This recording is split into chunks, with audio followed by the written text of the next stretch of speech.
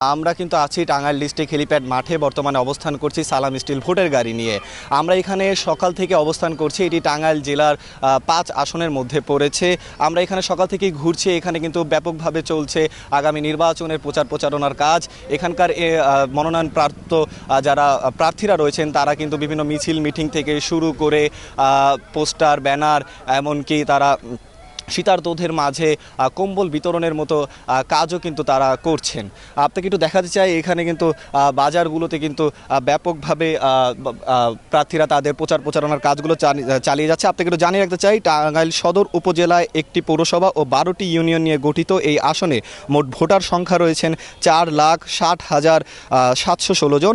এখান থেকে বিএনপির প্রার্থী রয়েছেন সুলতান সালাউদ্দিন টুকু এবং জামায়াতের প্রার্থী রয়েছেন আহসান হাবিব মাসুদ এবং এনসিপির প্রার্থী রয়েছেন মাসুদুর রহমান রাসেল। ভূমিকম্প সহনীয় মোস্ট ডিউরেবল দেশের প্রথম থার্মেক্স রড সালাম স্টিল। সালাম স্টিল বোঝে ডিউরেবিলিটি। সালাম স্টিল মোস্ট ডিউরেবল স্টিল। আমরা কিন্তু এলাকাবাসীর সাথে অনেকক্ষণ কথা বলেছি। এই এলাকার স্থানীয় যারা রয়েছেন তারা কিন্তু চায় টাঙ্গাইল শহরটা আসলে যানজট মুক্ত হোক এবং তাদের সবচেয়ে প্রধান যেটা আসলে দাবি, তারা চাচ্ছেন এইখানের যে নদী ভাঙন সবচেয়ে বড় সমস্যা সেটি যেন বন্ধ হয়।